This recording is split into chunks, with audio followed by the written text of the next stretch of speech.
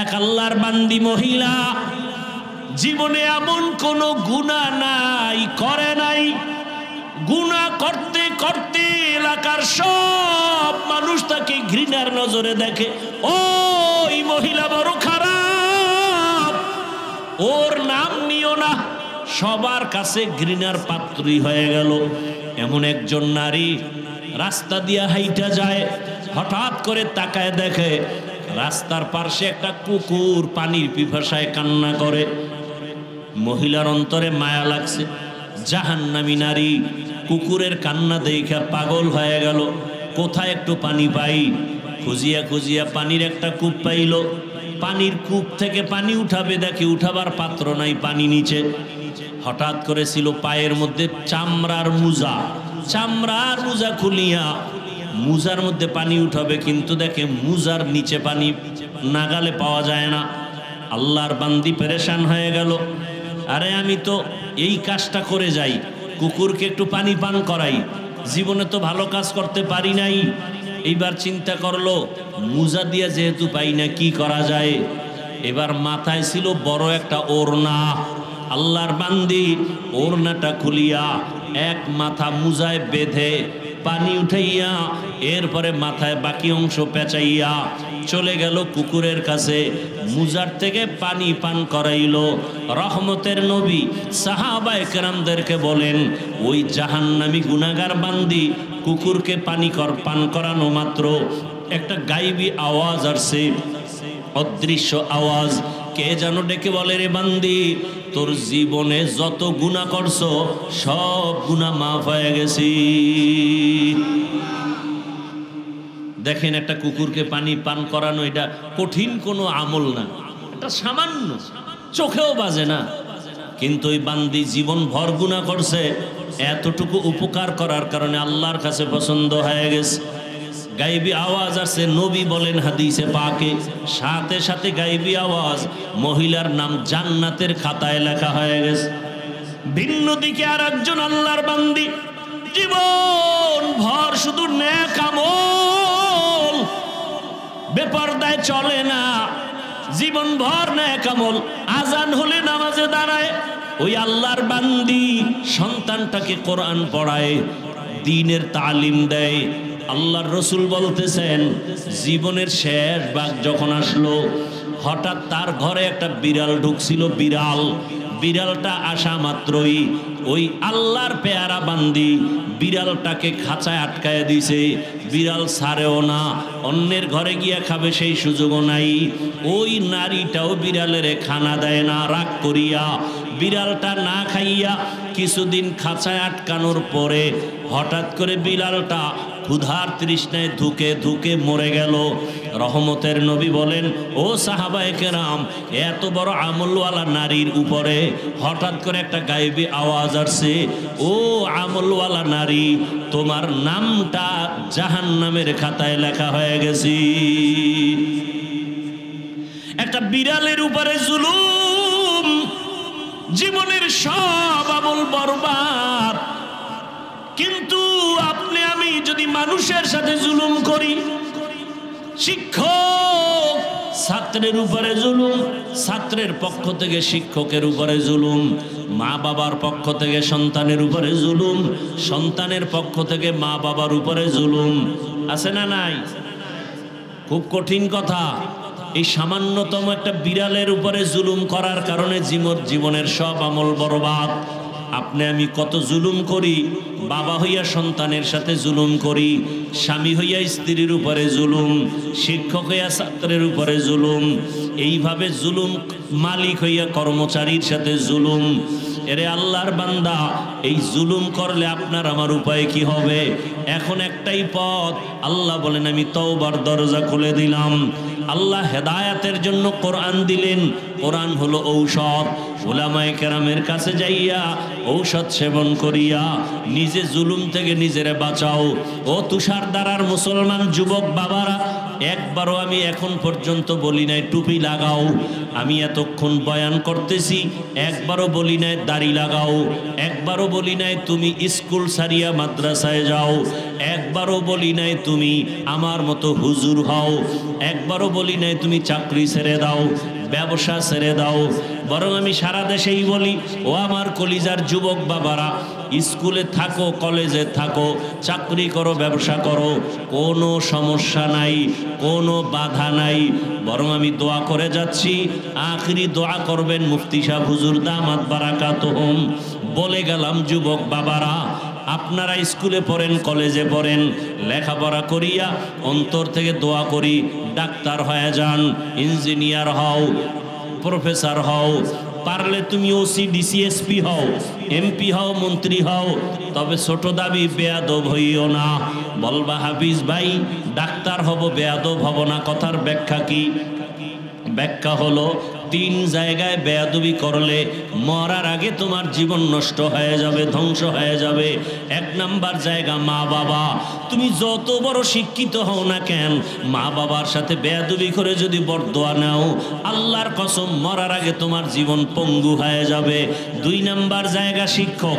তুমি যত বড় শিক্ষিত হও, শিক্ষকের সাথে যদি বেয়াদবি করে বরদোয়া চলে আসে, তোমার জিন্দেগি বরবাদ হয়ে যাবে। 3 নাম্বার জায়গা উলামায়ে কেরাম। তুমি যত বড় মাস্তান হও না কেন, উলামায়ে কেরামের সাথে যদি বেয়াদবি করো, জীবনটা তোমার ধ্বংস হয়ে যাবে। চোখের সামনে দেখতেছো উলামায়ে কেরামের সাথে বেয়াদবি করিয়া ও ধুকে ধুকে মরে যায়, ক্যান্সারে মরে, লিভার ক্যান্সার, ব্লাড ক্যান্সার। এমনিই হয় না, আলেমের বেয়াদবির কারণে বরদোয়া, মা বাবার সাথে বেয়াদবির বরদোয়া, শিক্ষকের সাথে বেয়াদবি করার বরদোয়া, মুরব্বীদের সাথে বেয়াদবি করার বরদোয়া। দুনিয়াটা তোমার আমার গোলামির জন্য আল্লাহ সৃষ্টি করেছেন, আর আমাদেরকে আল্লাহর ইবাদতের জন্য সৃষ্টি করেছেন।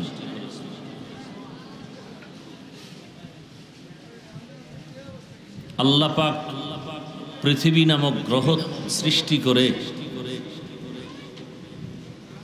মানুষকে আল্লাহ পাক পৃথিবীর শ্রেষ্ঠ মর্যাদার সিদ্ধান্ত নিছেন।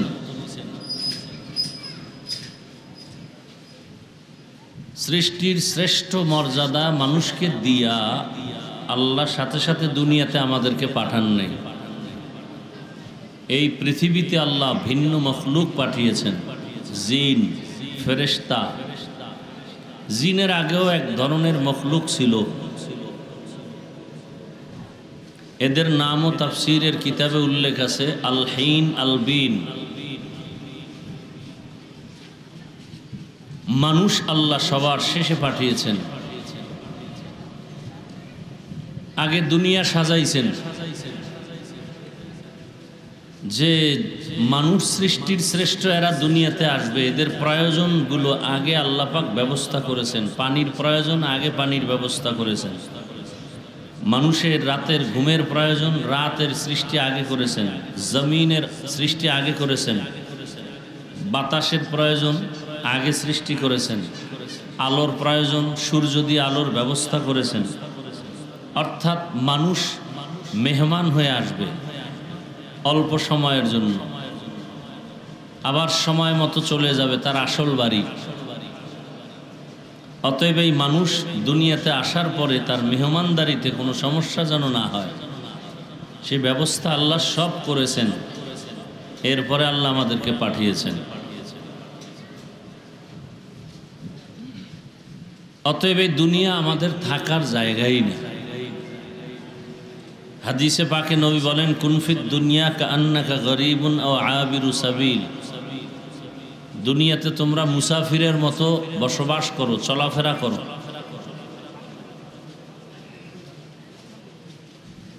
দুনিয়া আল্লাহ বানাইয়া একটা ঘর বানিয়েছেন বাইতুল্লাহ, মক্কা নগরীতে।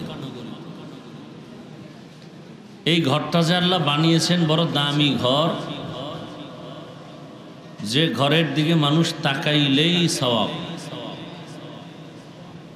যেই ঘরের সীমানায় বসে একবার আল্লাহ বললে 1,00,000 বার আল্লাহ বলার সওয়াব। ওই দামি ঘরের নাম কি? কথা বলেন না কেন আপনারা?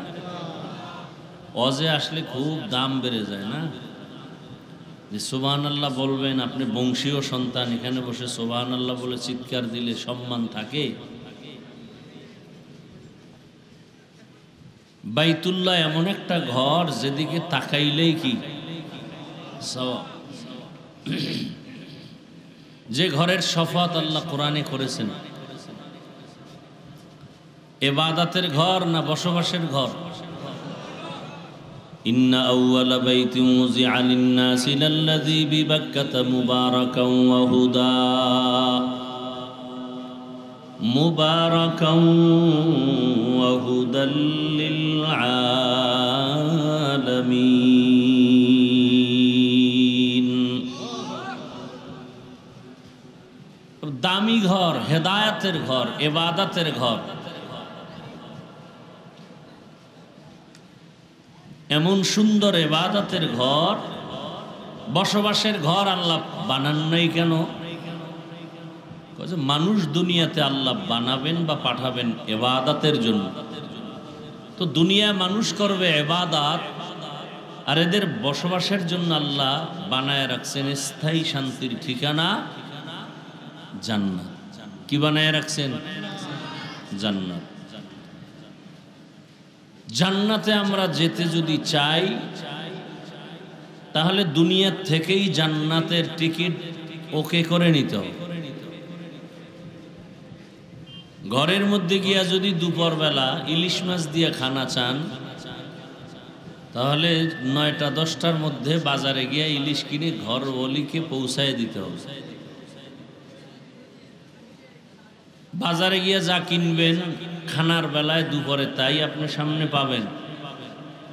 দুনিয়াতে যা আমল করবেন কবর হাসরে তাই পাবেন।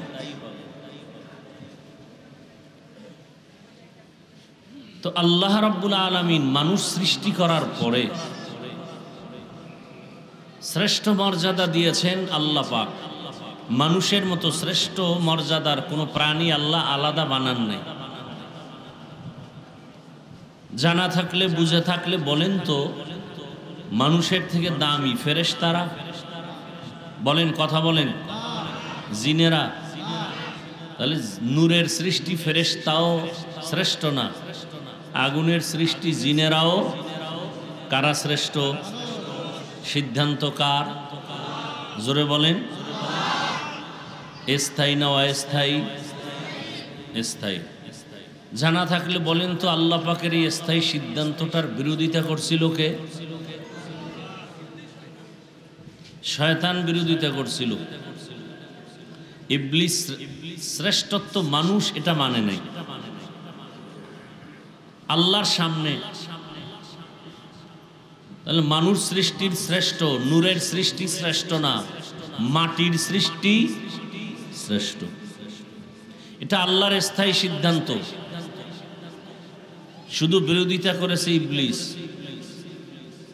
মাটির সৃষ্টি ফেরেশতা বা নূরের সৃষ্টি আগুনের সৃষ্টি থেকে শ্রেষ্ঠ, এ কথাটা মানে না। বর্তমানেও দুনিয়াতে কিছু মানুষ আছে না নাই? জানি না, এদের সামনে অনেক যুক্তি। ইবলিসও যে আদমকে সৃষ্টির শ্রেষ্ঠ মানে নাই, তারও কি ছিল? যুক্তি ছিল। যুক্তির নাম ইসলাম না, মালিকের কথা বিনা শর্তে মেনে নেওয়ার নাম ইসলাম। যুক্তি দিতে গিয়া তাসলিমা নাসরিন কপালে এমন জুতার বাড়ি লাগছে যে ওর লাশ হয়ে জমিনে আর আসবে কিনা সন্দেহ। যুক্তি, এর দিয়ে ইসলাম মাপকাঠি করা যায় না। মানুষের এই সৃষ্টির শ্রেষ্ঠত্ব ধরে রাখার জন্য আল্লাহ সিস্টেম দিছেন দুইটা। কয়টা বলেন? এক সিস্টেম থিওরিক্যাল, আর এক সিস্টেম হলো প্র্যাকটিক্যাল। থিওরিক্যাল সিস্টেমের নাম হলো কিতাবুল্লাহ, আর প্র্যাকটিক্যাল সিস্টেমের নাম রিজালুল্লাহ। বর্তমানে থিওরিক্যাল পদ্ধতি যেটা আছে, সর্বশ্রেষ্ঠ থিওরিক্যাল পদ্ধতি বা সিস্টেম হলো কোরআনুল কারীম। আর প্র্যাকটিক্যাল সিস্টেম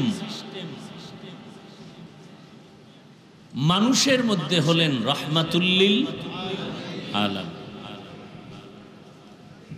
এই দুই সিস্টেমকে ফলো করে যারা জীবনকে চালাবে তারা দুনিয়ায়ও বাদশাহ, আখেরাতেও বাদশাহ, কোনো পেরেশানি নেই, বিনা হিসাবে জান্নাত পেয়ে যাবে।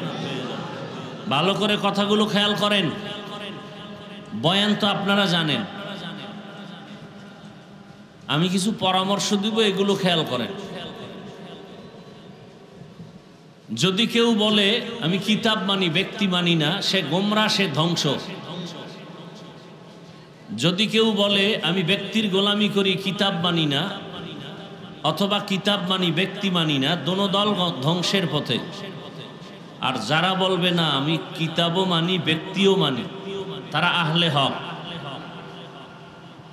এবং এই দুই পদ্ধতি অবলম্বন ছাড়া আল্লাহর কসম একবার, আল্লাহর কসম দুইবার, আল্লাহর কসম তিনবার, আরো পারলে আপনারা কসম খেয়ে নেন, আমি আল্লাহর কাছে আরো কসম করে বলছি, 1000 বার কসম করে বলছি, কথাটা লিখে রাখেন। আল্লাহর কোরআন, রসুলের সুন্নাহ, থিওরিক্যাল আর প্র্যাকটিক্যাল, এই দুই জিনিস না থাকলে ঘরে শান্তি থাকবে না, সমাজে শান্তি থাকবে না, পরিবারে শান্তি থাকবে না, রাষ্ট্রে শান্তি থাকবে না।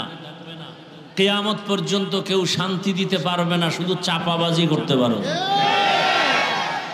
শান্তির ঠিকানার নাম ইসলাম। শান্তির ঠিকানার নাম কি? ইসলাম ছাড়া কোনো তন্ত্র, কোনো মন্ত্র, কোনো ব্যক্তি, কোনো থিওরি এ দুনিয়াতে শান্তি দিতে পারে নাই, পারবেও। বলেন কেউ দিতে পারছে? আব্রাহাম লিঙ্কনের থিওরি, মাও সেতুনের থিওরি, লেনিনের থিওরি, কালমার্সের থিওরি, প্লেটোর থিওরি, এক কথায় সব থিওরি আর আদর্শ নাপাক। একমাত্র ইসলামের আদর্শ, রসুলের আদর্শ, কোরআন সুন্নাহর আদর্শই হলো পাক।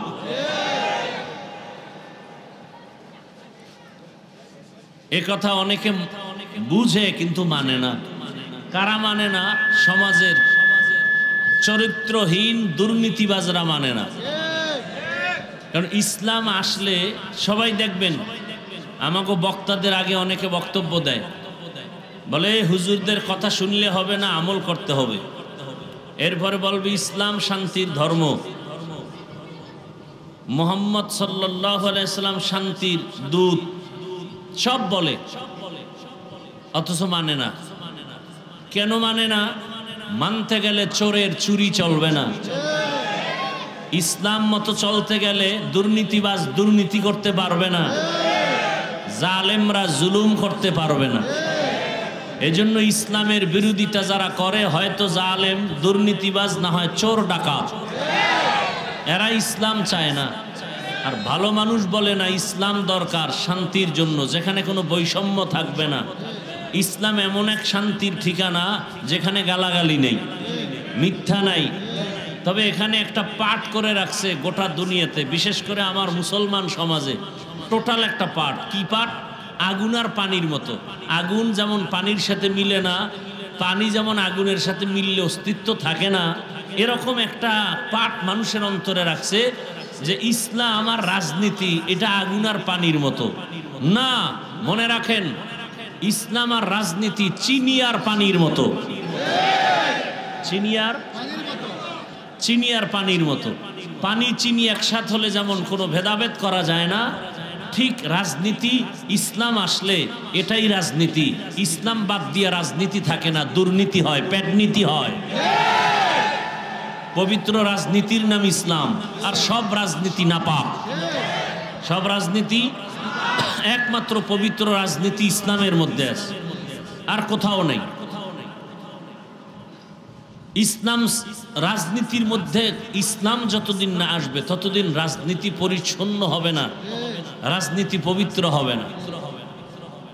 এখন এটাকে আপনাকে আলাদা করে রাখছে। আচ্ছা আমাকে বলেন তো, আপনারা গোটা দুনিয়াটা সুলাইমান নবী শাসন করেছিলেন, জানা আছে কারো? সত্য কথা বলেন, এই ঘটনা কোথায় আছে? কোরআনে আছে না নাই? গোটা দুনিয়া শাসন করেছেন বাদশাহ জুলকারনাইন, কথা কি কোরআনে আছে? মদিনার রসুল মদিনার রাষ্ট্র চালাইছেন, কথা কি ইসলামে আছে?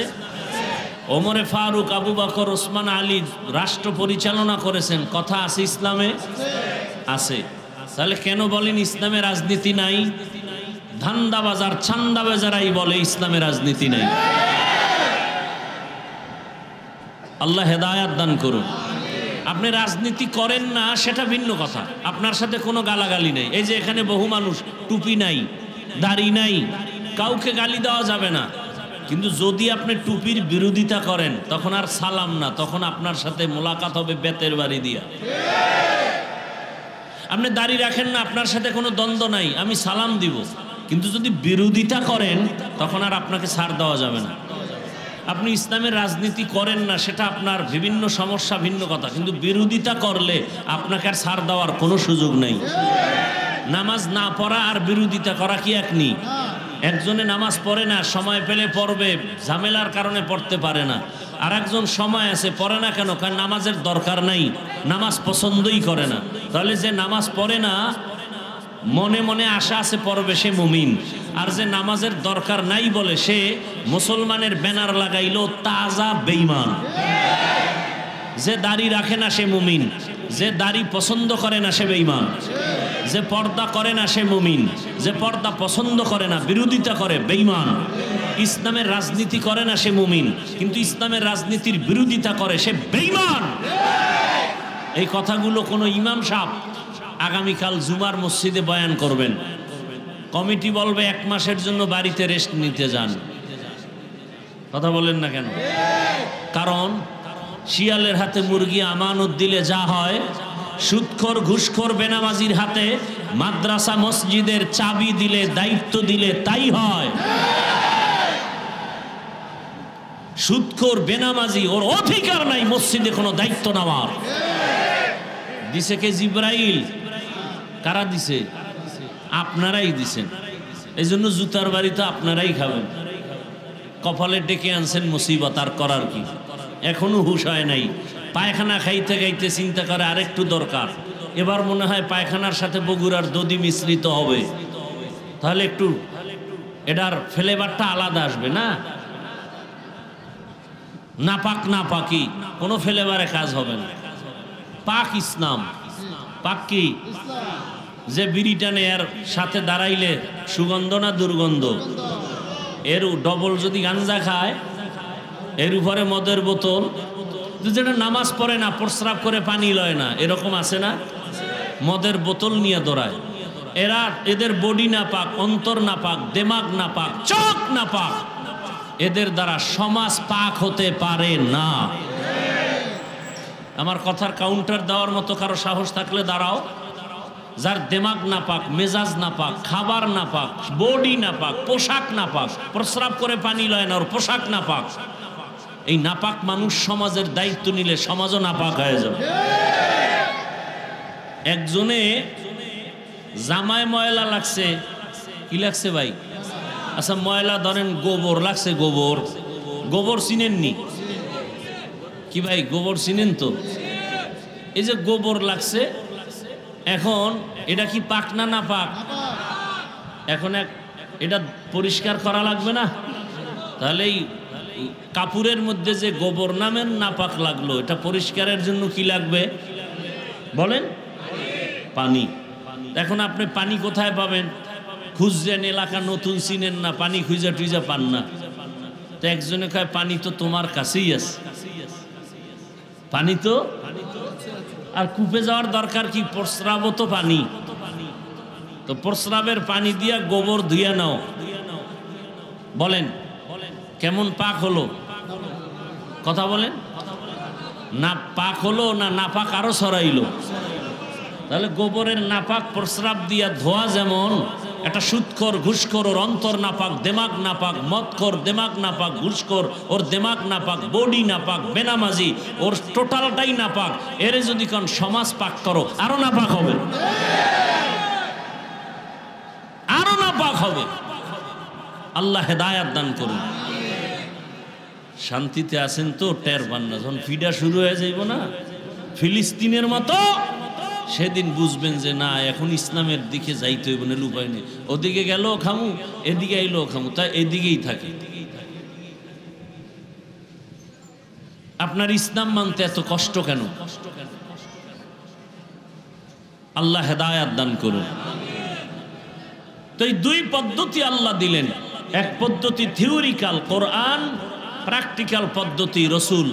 রসুল নাই, রসুলের অবর্তমানে প্র্যাকটিক্যাল পদ্ধতি মানুষকে জান্নাতে নেওয়ার একমাত্র প্র্যাকটিক্যাল পদ্ধতি যেটা আছে এর নাম উলামায়ে কেরাম ওয়ারাসাতুল আম্বিয়া। আর কোনো শান্তির পথ নাই। কোরআন, উলামায়ে কেরাম, কোরআন সুন্নাহ, উলামায়ে কেরাম, এই দুই পথ ছাড়া শান্তির পথ জমিনে কোথাও। আল্লাহ পাক এদিকে ইঙ্গিত করে বলেন আমি কোরআন দিলাম কেন? আল্লাহ বলেন হুদাল্লিল মুত্তাকিন, আলিফ লাম মিম যালিকাল কিতাবু লা রাইবা। এই এতটুকু আলোচনা করলে অনেক, এটা বাদ, শুধু হুদাল্লিল মুত্তাকিন এই শব্দটার আলোচনা করতেছি। আল্লাহ বলেন আমি কোরআন দিলাম কেন? যারা আল্লাহকে ভয় করে এদেরকে পথ দেখাবে জান্নাতের পথ, হেদায়েতের পথ। হুদাল্লিল মুত্তাকিন। প্রশ্ন এখানে জটিল। যারা আল্লাহকে ভয় করে এদেরকে কোরআন পথ দেখাবে, এটা কেমন কথা? এদেরকে কোরআন হেদায়েত করবে। আরে যারা আল্লাহকে ভয় করে এরা তো হেদায়েতের উপরেই আছে, এদেরকে আবার কিসের হেদায়েত করবে? কোরআন। আল্লাহকে ভয় করে এর ডেফিনেশন কি? যে সবাই আল্লাহকে ভয় করি। আপনারা এখানে যারা বসা আছেন সবাই আল্লাহকে ভয় করেন না? ভয় করেন বিদেই তো নামাজ পড়েন না। আল্লাহকে ভয় করলে তো হাকিকতে ভয় কি করেন না করেন এটা হলো আসল বিষয়। কিছু ভয় তো আছে, না হয় অজে আসছেন কেন? হাকিকতে আসলে আল্লাহর ভয় কি? আমি উদাহরণটা এভাবে দেই। সন্তান মা বাবাকে ভয় করে, প্রমাণ হলো মা বাবার সামনে অন্যায় করে না। কেন? বলে শাস্তির ভয়। অন্যায় করলে মা বাবা আঘাত করবে, বেতের বাড়ি দিবে। ছাত্র শিক্ষকের ভয় করে, প্রমাণ কি? বলে শিক্ষকের সামনে ছাত্র অন্যায় করে না। কেন? ভয়টা কিসের? বলে শাস্তি দিবে, বেতের বাড়ি দিবে। ঠিক দুনিয়াতে যারা আসলে আমার আল্লাহকে ভয় করবেন ওই বান্দা বান্দি গলায় ছুরি লাগাবে, দাড়ির মধ্যে ছুরি লাগাবে না। যদি লাগায় বোঝা যাবে তার মধ্যে হাকিকতে আল্লাহর ভয় এখনো আসে নাই। যে সাপকে ভয় করে সে সাপ ধরবে? কথা বলেন না কেন? বরং সাপ যেখানে থাকে সেখানেও যায় না, সন্দেহ যদি থাকে। যেমন সাপের গর্ত দেখলে দৌড় দেয়। যারা আসলেই সাপের ভয় করে তারা ঘুমের মধ্যে মাঝে মাঝে সাপ সাপ করে চিৎকার দেয়। ঠিক এই দুনিয়াতে যারা আমার আল্লাহকে ভয় করবে ওই বান্দা গুনার কাছে যাবে না। কয় ওখানে গেলে গুনাহ হবে? কয় না, হবে না। কয় না, কেমন কেমন যেন লাগে। যদি গুনাহ হয়ে যায় আমি আল্লাহর কাছে কেমনে দাঁড়াবো? আমি আল্লাহর কাছে অপরাধী হয়ে যাব। দুনিয়ার সবাইরে ফাঁকি দেওয়া সম্ভব, আমার আল্লাহকে ফাঁকি দেওয়া সম্ভব না। সম্ভব? এই চিন্তাটা অন্তরে ঢুকাও। এর নাম তাকওয়া, আল্লাহর ভয়। যে আল্লাহকে ভয় করবে জীবন চলে যাবে, গুনাহ করবে না। যে ছাত্র শিক্ষকের ভয় করবে ওই ছাত্র ওস্তাদের সামনে অন্যায় করবে না। যেই সন্তান পিতামাতাকে ভয় করবে মা বাবার সামনে অন্যায় করবে না। যেই বান্দা বান্দি আমার আল্লাহকে ভয় করবে ওই বান্দা বান্দি জীবন যাবে একটা গুনাহ করবে না, ইচ্ছা করে করবে না। অনিচ্ছায় যদি গুনাহ হয়ে যায় তওবা করতেও বান্দা দেরি করবে না। তাহলে মুত্তাকি কারা? যারা আল্লাহকে ভয় করে। এবার আমাকে বলেন, আল্লাহকে যারা ভয় করে তারা গুনাহ করে না ছাড়ে? বলেন। ওয়া আম্মা মান খাফা মাকাম রাব্বিহি ওয়া নাহান নাফসা আনিল হাওয়া ফাইন্নাল জান্নাতা হিয়াল মাওয়া। হর কে দারত খৌফে হকদার দিল মদম জন্নতুল মাওয়া দেহত উরা মাকাম জুজবা হকচি জে মখাজ ইনসুজা ফজলে উআ মস্তে দর জুমলা জাহাঁ। আল্লাহ পাক রব্বুল আলামিন বলেন, যারা আল্লাহকে ভয় করবে মুত্তাকি, তাদের হেদায়েতের জন্য কোরআন আমি অবতীর্ণ করলাম মুত্তাকিনদের জন্য। এখন আল্লাহকে যে ভয় করে সে কি গুনাহ করবে না ছাড়বে? আচ্ছা, যে গুনাহ ছাইরা আল্লাহর ভয়ে চলে সে কি হেদায়েতের পথে আছে না নাই? ভালো করে বলেন, আছে না নাই? এত ডিস্টার্ব হলে কি আর ওয়াজ হয়? এই জন্য রাস্তাঘাটে ওয়াজ নিতে চাই না, যে পারলে আলাদা মাঠ দাও, এই দোকান সেই দোকান। মানুষের তো এখন বিবেক শূন্য। যদি কমন সেন্স থাকে যেখানে কোরআনের বয়ান চলে, কেন আমি কথা বলি, কেন আমি আওয়াজ দিই? এই কমন সেন্সটা না থাকলে এই মানুষটাকে আর কি করা, কিভাবে বোঝানো সম্ভব? এটা কপাল পোড়া, আর কিছুই না। কপালে যদি আগুন লাগে, ঘরে আগুন লাগলে ঘর পাওয়া যায়, নতুন ঘর বানানো যায়। কপালে আগুন লাগলে নতুন কপাল পাওয়া যায় না। আল্লাহ হেদায়েত দান করে।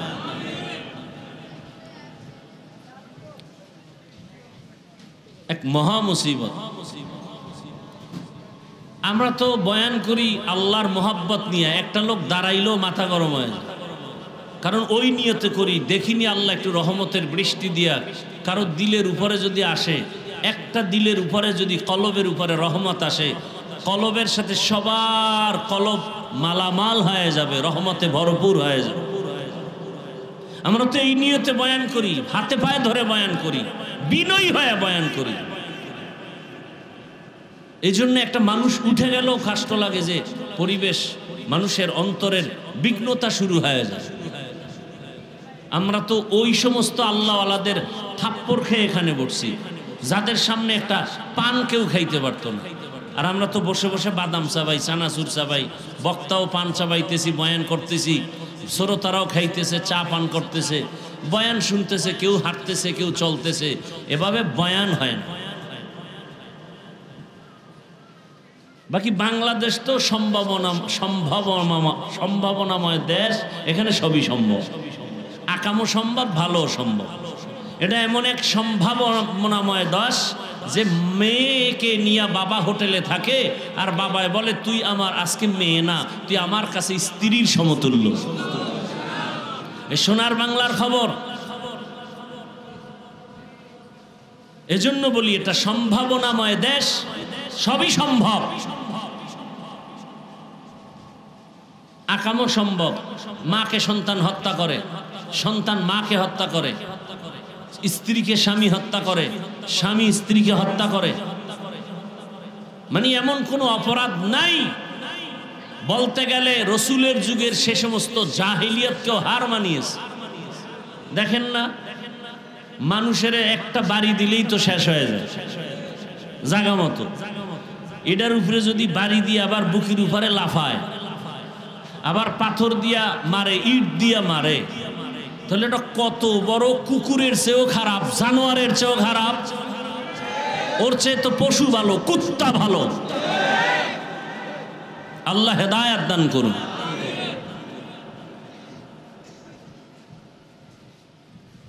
বড় আজীব। থানায় লোক নিয়ে যায়, ধৈরা পুলিশে বেতের বাড়ি দেয়, কান্নাকাটি নেই, এমন ফিডা দেয়, এরপরও কাঁদে না।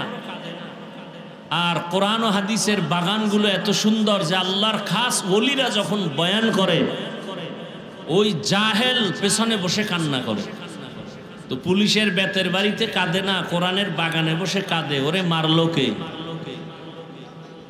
তাহলে ওটা তো সেই প্যান্ডেল। আল্লাহ হেদায়েত দান করে। যালিকাল কিতাবু লা রাইবা ফীহি হুদাল লিল মুত্তাকিন। যারা মুত্তাকি, আল্লাহকে ভয় করে, গুনাহ ছাড়ে, এরা তো হেদায়েতের উপরে আছে। এই কারণেই তো তাদের উপাধি মুত্তাকি। এদেরকে আবার আল্লাহ কেন বললেন হুদাল লিল মুত্তাকিন? কোরআন মুত্তাকিনদেরকে হেদায়েত করবে। এরা তো আগের থেকেই হেদায়েতের উপরে আছে, তাহলে কিসের হেদায়েত করবে? প্রশ্ন। দ্বিতীয়, আল্লাহ কোরআনের আর এক আয়াতে বলেন, আমি আল্লাহ কোরআন কেন অবতীর্ণ করলাম? শাহরু রমাদানাল্লাযী উনজিলা ফীহিল কুরআন হুদাল লিন্নাস। ওয়া বাইয়িনাতিম মিনাল হুদা ওয়াল ফুরকান। রমজানে কোরআন অবতীর্ণ করেছি দুনিয়ার সব মানুষের হেদায়াতের জন্য। দেখছেন, এখানেও আল্লাহ বলেন আমি কোরআন অবতীর্ণ করলাম দুনিয়ার সমস্ত মানুষের হেদায়াতের জন্য। প্রশ্ন এখানেও জটিল, দুনিয়ার সব মানুষ কি হেদায়াত পেয়েছে? কথা বলেন। আরে দুনিয়ার সব মানুষ বাদ দেন, এই প্যান্ডেলে আমরা যারা বসে আছি আমরাও তো পূর্ণ হেদায়াত পাই নাই। পাইছেন? এখানে এমনও মানুষ বসে আছেন আজকে ফজরের নামাজ পড়েন নাই, জোহর পড়েন নাই, আসর পড়েন নাই, মাগরিব পড়েন নাই। এখানে এশার নামাজ হয়েছে একটু আগে, কত আশেকে রসুল ঘুরছে আর বিড়ি টানছে, নামাজ পড়ে নাই। বয়ানে এসে বসে গেছি, নামাজে বয়ানের পরে আবার রাস্তায় গিয়ে বিড়ি টানবে। এরপরে বাসায় ঢুকলে নতুন ডিউটি মোবাইল, সারাটা রাত মোবাইলে জেনা করবে, জেনা, হাতের জেনা, চোখের জেনা, অন্তরের জেনা, জবানের জেনা করে করে রাত কাটায় দিবে। কখন 2টা বাজে খবর নাই, রাত কখন 3টা বাজে খবর নাই। ফজরের আজান হয়ে যায়, আজানের আগ মুহূর্তে এমন ঘুমের চাপ, মোবাইলটা পড়ে থাকে, সে ঘুমায় যায়। 10টা 11টা 12টা পর্যন্ত ঘুমায়। সারা রাত বান্দা জেনা করে করে কাটাইলো মোবাইলে, বোঝা গেল হেদায়েত পেয়েছে? বলেন। আল্লাহ বলেন আমি কোরআন রমজানে দিলাম সারা দুনিয়ার মানুষের হেদায়েতের জন্য। কিন্তু প্রশ্ন, হে মালিক, সারা দুনিয়ার মানুষ দরকার নাই, তুষার দ্বারার মানুষ কেন পূর্ণ হেদায়েতে নাই? অনেকে ভাবে আমি হাফিজুর রহমান, আমি মজার বয়ান করি, আমার মতো হেদায়েতওয়ালা কেউ নাই। আমি কেন্দ্রীয় মসজিদের খতিব, আমার মতো ভালো মানুষ কেউ নাই। আল্লাহ কয় রে হাফিজুর রহমান, দুনিয়ার সবাই জানে তুই ভালো মানুষ, আমি আল্লাহ জানি তুই সারা রাত মোবাইলে গুনাহ করো। কথা বলেন না কেন? ও ইমাম সাহেব, মুসানে আপনি ভালো ইমাম, তেলাওয়াত মজার, আল্লাহ কয় আমি জানি তুই সারা রাত মোবাইলে চোখের গুনাহ করো, হাতের গুনাহ করো, জবানের গুনাহ করো, অন্তরের গুনাহ করো।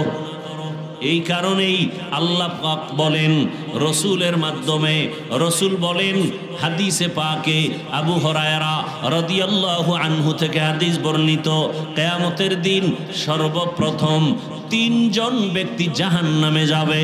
কয়জন? সবার আগে 3 জন জাহান্নামে যাবে, সবার আগে। কেমন 3 জন?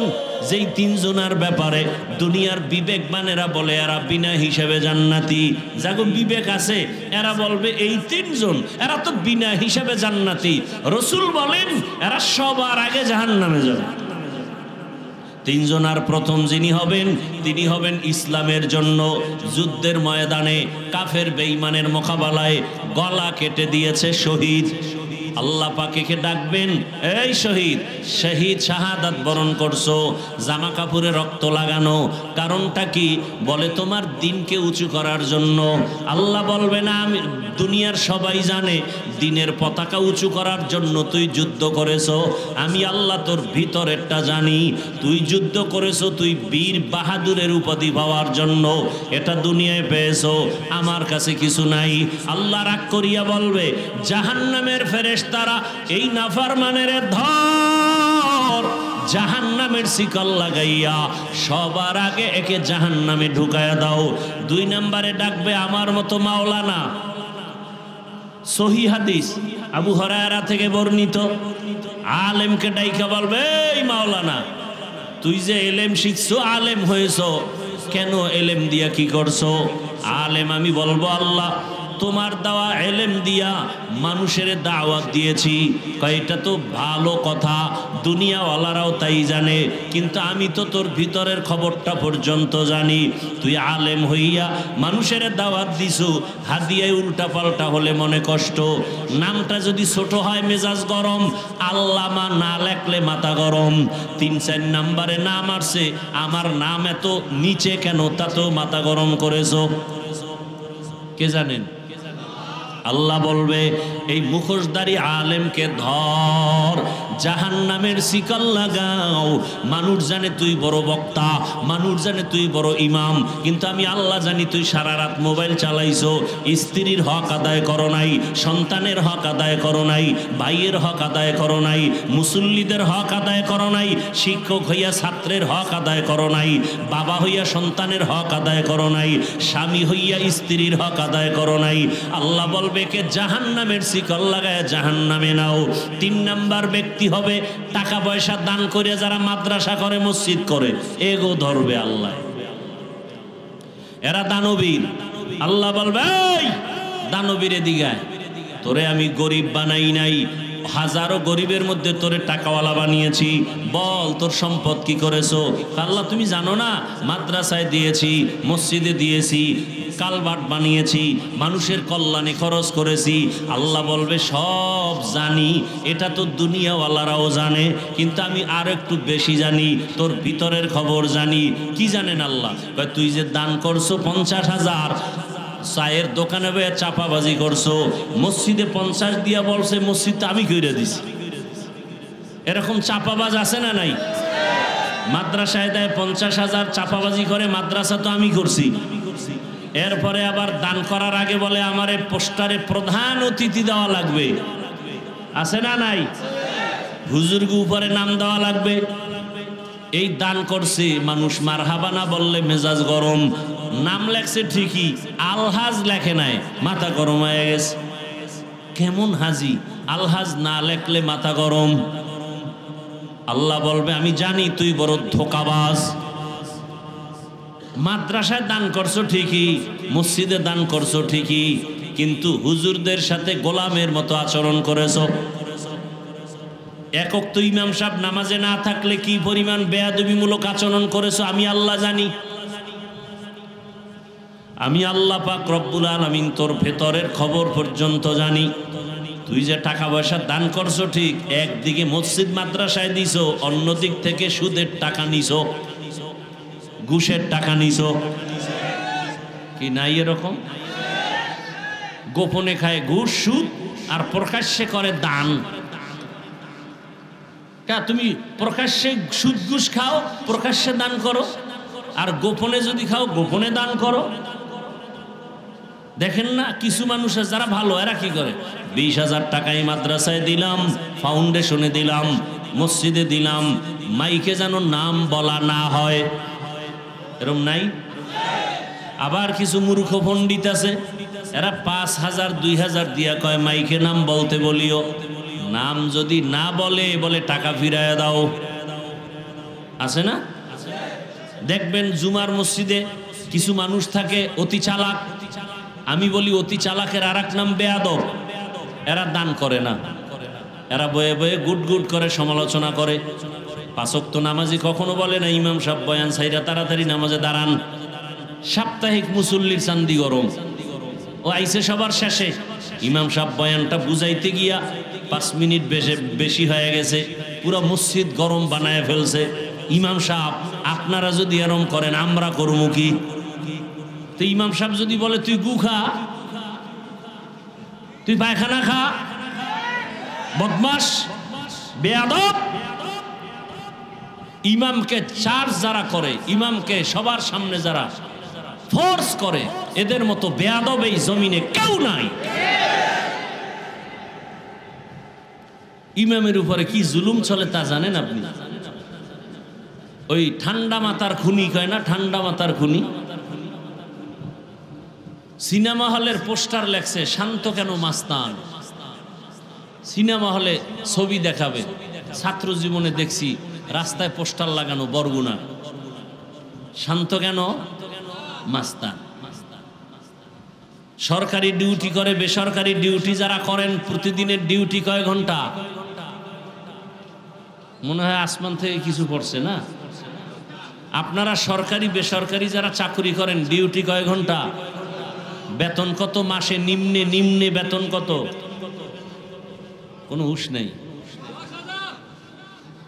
যারা সরকারি চাকরি করেন, বেসরকারি চাকরি করেন, মাসে বেতন কত নিম্নে? কারো ধারণা নেই? হ্যাঁ, এই যে পাগল, যেটি না পারো তুমি বকবক করো কেন? যারা বুঝে না চুপ থাকেন। কমপক্ষে 20,000, কমপক্ষে কত? এই 20,000 টাকায় চাকরি করে কেন? কার টেবিলের নিচে বহু মুক্তা পাওয়া যায়, টেবিলের নিচে বহু মুক্তা পাওয়া যায়। আল্লাহ বিবেক দিছে, বিবেকের সাথে বেঈমানি করবেন না। আমাকে বলেন তো, সরকারি ডিউটি করে 8 ঘন্টা, মাসে বেতন নিম্নে 20, টেবিলের নিচে আরো অনেক কিছু পাওয়া যায়। আপনারাই বলেন আপনাদের অঞ্চলের মসজিদের ইমাম সাহেবের ডিউটি কত ঘন্টা? বলেন না কেন? বেতন কত? আপনার বিবেক দিয়ে বলেন তো, পৃথিবীতে এর থেকে আর জুলুম কি থাকতে পারে? হাসবেন না, আমি হাসির কথা বলি নাই। হাসেন কেন?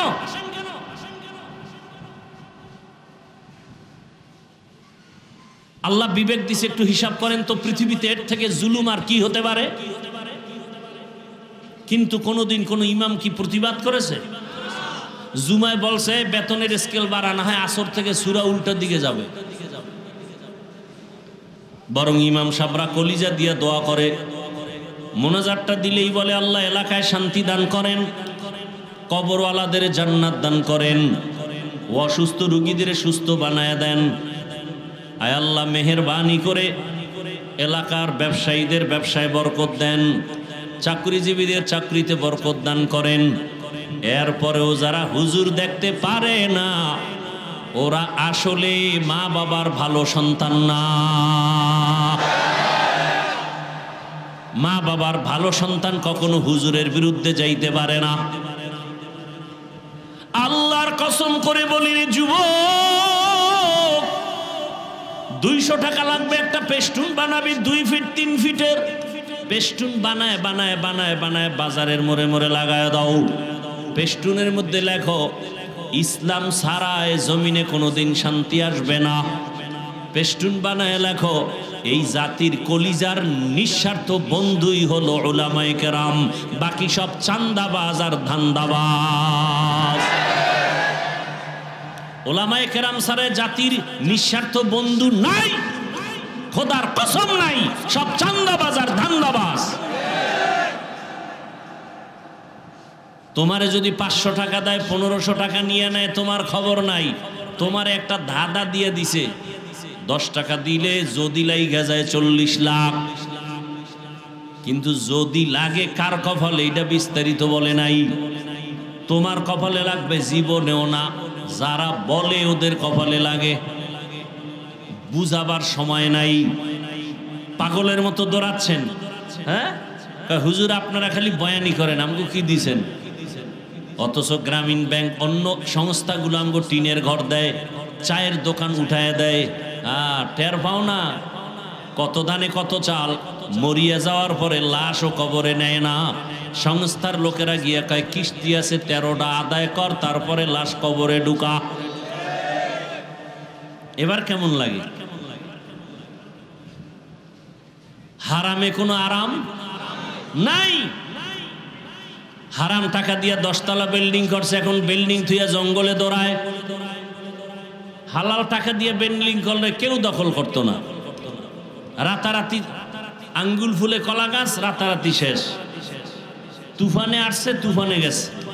হালাল টাকার জিনিস কখনো ধ্বংস হবে না।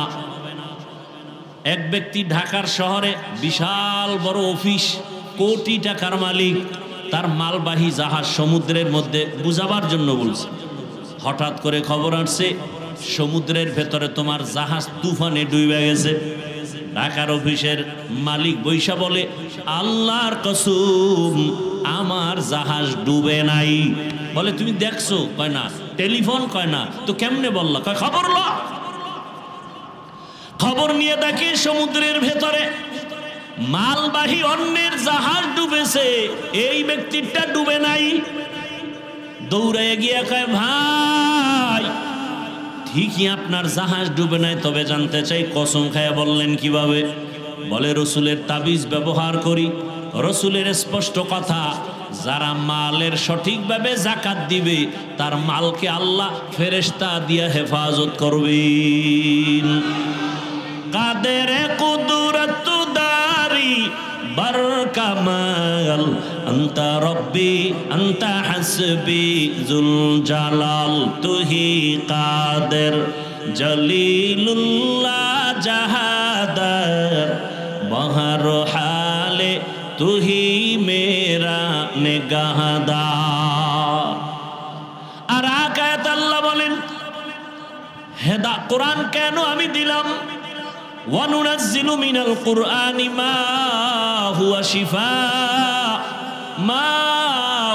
শিফাউ ওয়া রাহমাতুল লিল মুমিনিন। আমি কোরআন থেকে দিলাম ঔষধ। কি দিলাম? হেদায়েতের জন্য ঔষধ দিলাম। দুনিয়ার সব মানুষ রোগী, ঈমান হলো তার ঔষধ। কোরআন থেকে ঈমানের ঔষধ নাও। বলে ঈমান নিলাম, কালেমা পড়লাম, এরপরও কি রোগী? কয় হ্যাঁ। কেন? বলে তোমার ঈমান আছে, আমল নাই। মুসলমান দাবি করে, নামাজ নাই, রোজা নাই, পর্দা নাই, হালাল হারামের ভেদাভেদ নাই। এই লোকটাও রোগী, আমলের অভাব। আর একটা লোক ঈমান আনলো, আমল করে, তারপরেও রোগী। কেন? বলে আমল করে ঠিক, আমলের মধ্যে ইখলাস নাই, আল্লাহর জন্য করে না। মানুষকে দেখানোর জন্য বয়ান, মানুষকে দেখানোর জন্যই মসজিদ, মানুষকে দেখানোর জন্যই দান সদকা, মানুষকে দেখানোর জন্যই নামাজ পড়ি, মানুষকে দেখানোর জন্য ব্যবসা করি, মানুষকে দেখানোর জন্য আমি দুনিয়ার সব কাজ করতেছি। এগুলোকে এর নাম হলো রিয়া। রিয়া কবিরা গুনাহ। রিয়াকে দূর করার একমাত্র ব্যবস্থাই হলো ইখলাস। ওয়ামা উমিরু ইল্লা লিয়াবুদুল্লাহা মুখলিসিনা লাহুদ্দিন।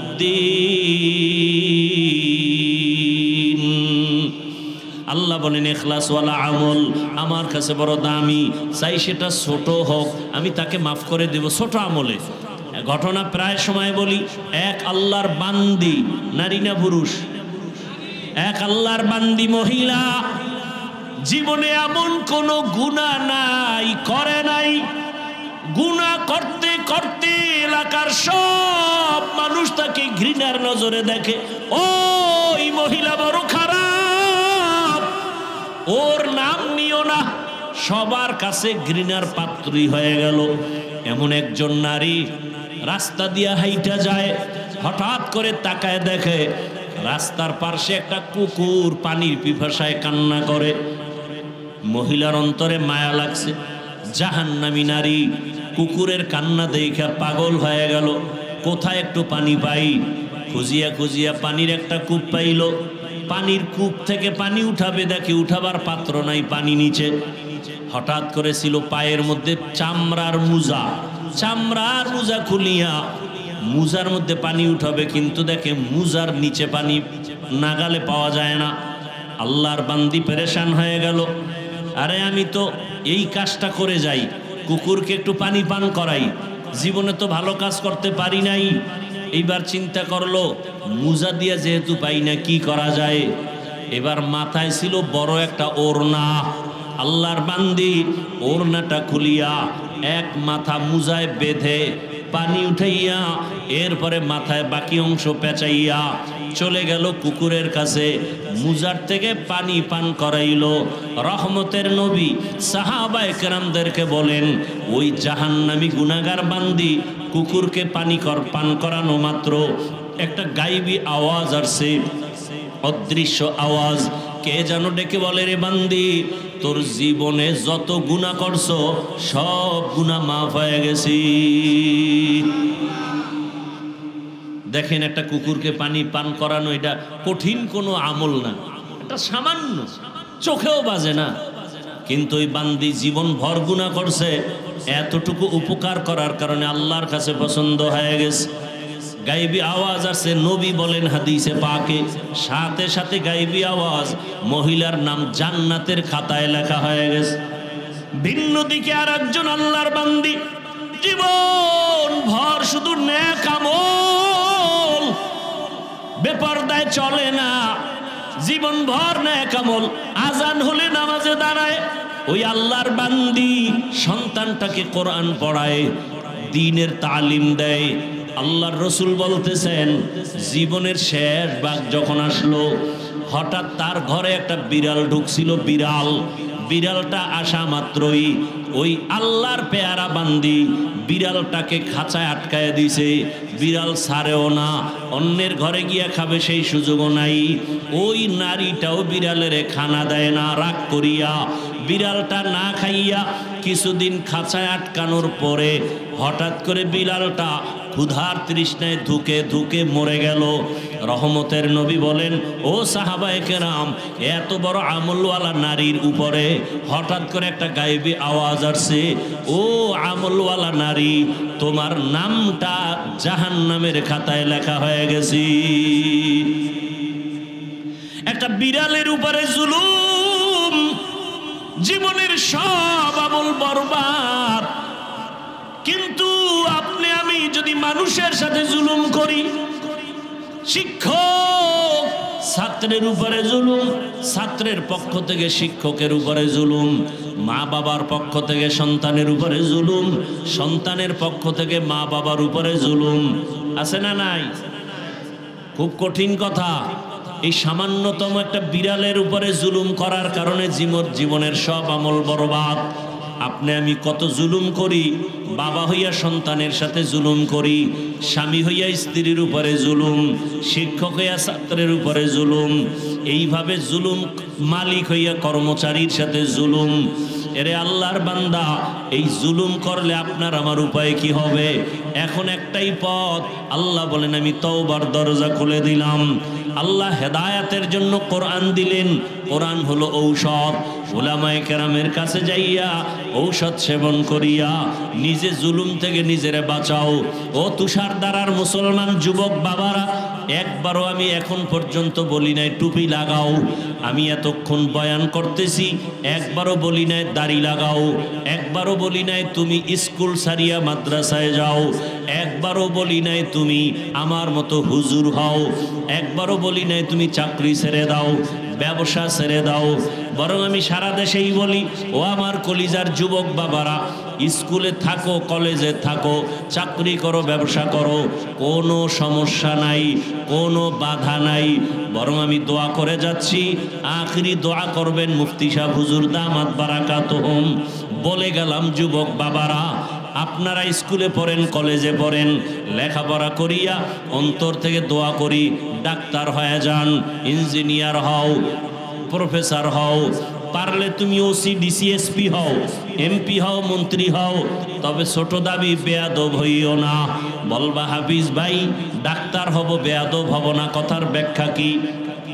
ব্যাখ্যা হলো, 3 জায়গায় বেয়াদবি করলে মরার আগে তোমার জীবন নষ্ট হয়ে যাবে, ধ্বংস হয়ে যাবে। 1 নাম্বার জায়গা মা বাবা। তুমি যত বড় শিক্ষিত হও না কেন, মা বাবার সাথে বেয়াদবি করে যদি বরদোয়া নাও, আল্লাহর কসম মরার আগে তোমার জীবন পঙ্গু হয়ে যাবে। 2 নাম্বার জায়গা শিক্ষক। তুমি যত বড় শিক্ষিত হও, শিক্ষকের সাথে যদি বেয়াদবি করে বরদোয়া চলে আসে, তোমার জিন্দেগি বরবাদ হয়ে যাবে। 3 নাম্বার জায়গা উলামায়ে কেরাম। তুমি যত বড় মাস্তান হও না কেন, উলামায়ে কেরামের সাথে যদি বেয়াদবি করো, জীবনটা তোমার ধ্বংস হয়ে যাবে। চোখের সামনে দেখতেছো উলামায়ে কেরামের সাথে বেয়াদবি করিয়া ও ধুকে ধুকে মরে যায়, ক্যান্সারে মরে, লিভার ক্যান্সার, ব্লাড ক্যান্সার। এমনিই হয় না, আলেমের বেয়াদবির কারণে বরদোয়া, মা বাবার সাথে বেয়াদবির বরদোয়া, শিক্ষকের সাথে বেয়াদবি করার বরদোয়া, মুরব্বীদের সাথে বেয়াদবি করার বরদোয়া। ও আমার যুবক বাবারা, তোমার মতো যুবক স্কুলে পড়ে, কলেজে পড়ে, চাকরি করে, ব্যবসা করে, তোমরাই জবাব দাও। 5 ওয়াক্ত নামাজও পড়ে এমন কি যুবক নাই? তাহলে তোমার বিবেকটাকে প্রশ্ন করো, তুমি কেন নামাজ পড়তে পারো না? তোমার মতো যুবক আজকে তাকায় দেখো, র্যাব, আর্মি, পুলিশ, বিডিআরের চাকরি করে, 5 ওয়াক্ত নামাজি। নিজের বিবেকটাকে প্রশ্ন করো, তুমি কেন পারবা না রে বাবা? তোমার মতো যুবক তাকায় দেখো, রাস্তায় গাড়ি চালায়, সময় মতো নামাজ পড়ে, বলো তুমি কেন পারবা না? তোমার মতো যুবক সন্তান ব্যবসা করে, দোকান বন্ধ করে নামাজে দাঁড়ায় যায়, বলো তুমি কেন ব্যবসার লাইনে নামাজ পড়তে পারো না? চাকরি করো, ব্যবসা করো, নামাজ ছাড়িও না। ও পর্দার আড়ালের আম্মা জানেরা, বোনেরা, আপনার মতো কত মা, কত বোন এখনো আছে বেপরদায় চলে না, স্বামীর মাল নষ্ট করে না, মোবাইলে সময় নষ্ট করে না, আপনারা কেন পারবেন না? এখনো সময় আছে, তওবা করেন। আপনাদের জীবন বড় ধন্য, আপনারা নবীদের মায়ের মতো দামি, সাহাবায়ে কেরামদের মায়ের মতোই তো আপনারা তো আম্মাজান খাদিজা রাদিয়াল্লাহু আনহার মতো নারী, ফাতেমা রাদিয়াল্লাহু আনহার মতো নারী, আয়েশা রাদিয়াল্লাহু আনহার মতো নারী। এই দুনিয়ায় বড় এক বেঈমান ছিল ফেরাউন, নাম শুনছেন না? শুনে থাকলে বলেন এই বেঈমানের স্ত্রীর নাম কি? আসিয়ার ইতিহাস জানেননি? আসিয়া এত বড় বেঈমান ফেরাউনের ঘরে থাকিয়া আল্লাহর এত পেয়ারা হয়ে গেলেন। আল্লাহর রসুল বলেন কিয়ামতের দিন জান্নাতের মধ্যে আমি মুহাম্মদের সাথে আসিয়ার সাথে বিবাহ হয়ে যাবে। এরে পর্দার আড়ালের আম্মা জানেরা, ওই বেঈমান ফেরাউন এত বড় বেঈমানের ঘরে থেকে আসিয়ার মতো বান্দি যদি আমার আল্লাহর পেয়ারা হয়ে যায়, আপনার স্বামী তো ফেরাউনের মতো খারাপ না। আপনার স্বামী তো আপনাকে নামাজ পড়তে বাধা দেয় না, বরং অনেক স্বামী নামাজ পড়ে না ঠিক, কিন্তু স্ত্রী নামাজ পড়লে অনেক খুশি হয়, আছে না? নিজে পর্দা করে না, মাঝে মাঝে কয় হুজুর আমি যদিও নামাজ পড়ি না, দাড়ি রাখি না, পর্দা করি না, আল্লাহর হুকুম মতো চলতে পারি না, কিন্তু আমার ঘরের স্ত্রী বড় নামাজি, আমার ঘরের স্ত্রী বড় রোজাদার, আমার স্ত্রীর মতো ভালো স্ত্রী নাই। ও মা, আপনার স্বামী তো প্রশংসা করে, আপনি কি পারেন না নামাজ আদায় করবেন? আর আপনি যদি ভালো নামাজি হতে পারেন, আপনার সন্তান ডাক্তার হলেও জীবন ধন্য, ইঞ্জিনিয়ার হলেও জীবন ধন্য, ডাক্তারি করবে, তেলাওয়াত করবে, নামাজ পড়বে, মা বাবার জন্য দোয়া করবে। ও আল্লাহর বান্দারা বান্দিরা, এখনো সময় আছে তওবা করার। আল্লাহর কাছে তওবা করো, মনটাকে এতটুকুই বুঝাইও, কোনো বয়ানের দরকার নাই, মনের একটা কথাই বুঝাও যে আমার মতো যুবক যদি জেনারেল লাইনে থাকিয়া নামাজ পড়ে আমি কেন পারবো না? মনের আশা পুরা এত গুনাহ কম করো নাই। মনে চাইছে সারা রাত মোবাইল চালাবা, গুনাহ করবা, চালাইছো। মনে চাইছে নামাজ পড়বা না, পড়ো নাই। মনে চাইছে পার্কে যাবা, দৌড়ায় গেছো। মনে চাইছে মেয়েদের নিয়ে আড্ডা দিবা, দিছো। এখনো কি তওবা করবা না? কয়দিন আর বাঁচবা? কয়েকদিন আগে দেখো না এই ফেসবুকের গোলামেরা ওই বিদেশ থেকে টাকার বস্তা নিয়ে স্বর্ণের অলংকার নিয়ে আসছে বিবির জন্য, এয়ারপোর্টে নাইমা গাড়ি তুলছি, স্ত্রী বাচ্চা সহ বাড়ি পর্যন্ত যেতে পারে নাই, গাড়ি পানির মধ্যে পড়িয়া বাচ্চাও মারা গেল, স্ত্রীও মারা গেল। স্বামী বেচারা কান্না করে, মানুষ বিয়া কইরা খাইয়া না খাইয়া বউ বাচ্চা নিয়ে থাকার এক আনন্দ আছে, আমি সে আনন্দ করতে পারি নাই। বিদেশ কইরা কইরা জীবন কাটাইয়া আজকে স্বর্ণ অলংকার নিয়ে আসলাম। আমার কপাল এত খারাপ, আমার হাতের উপর আবার বাচ্চাটা মরিয়া গেল, আমি ধরে রাখতে পারি নাই। আমার চোখের সামনে আমার স্ত্রী মরিয়া গেল, আমি আমার স্ত্রীকে ধরে রাখতে পারি নাই। দেখো নাই কয়েকদিন আগে নোয়াখালীর জমিনে ওই বাড়িতে যাইতেছিল, যাইতে পারে নাই, লাশ লইয়া বাড়িতে যাওয়া লাগছে। ও বাবা, আজকে তুমি সুস্থ, আগামীকাল এই সময় হতে পারে অসুস্থ, হসপিটালে দৌড়ায় নিয়ে যাবে, অথবা ঘুমের থেকে উঠবা মরা। মা ডাক দিয়া বলবে বাবা ওঠ, হঠাৎ করে দেখবে পুরো বডি ঠান্ডা হয়ে গেছে। মায়ের অন্তরে বাড়ি লাগছে, একটা চিৎকার দিয়া বলবে তোরা কে কোথায় আছো? আয়, আমার বাবায় দুনিয়ায় এখন আর জিন্দা নাই, তাড়াতাড়ি আয়। বাবায় দৌড়াবে ইমাম সাহেব আমার ছেলে মারা গেছে, জানাজা না দিয়া যাবেন না। কেউ দৌড়াবে কাফন কেনার জন্য, কেউ যাবে আবার কবর খনন করার জন্য। কালকে তুমি লাশ হয়ে যাবা।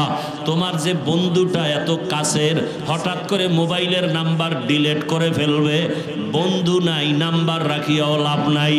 অতএব শেষ চিন্তা করে দেখো, আল্লাহ ছাড়া কেউ আমাদের নাই। এরে আল্লাহর বান্দা, আমরা নবীর তরিকা মানিয়া চলার কারণে সম্মানও কমে নাই, আমাদের ইজ্জতও কমে নাই, না খাইয়াও মরি নাই।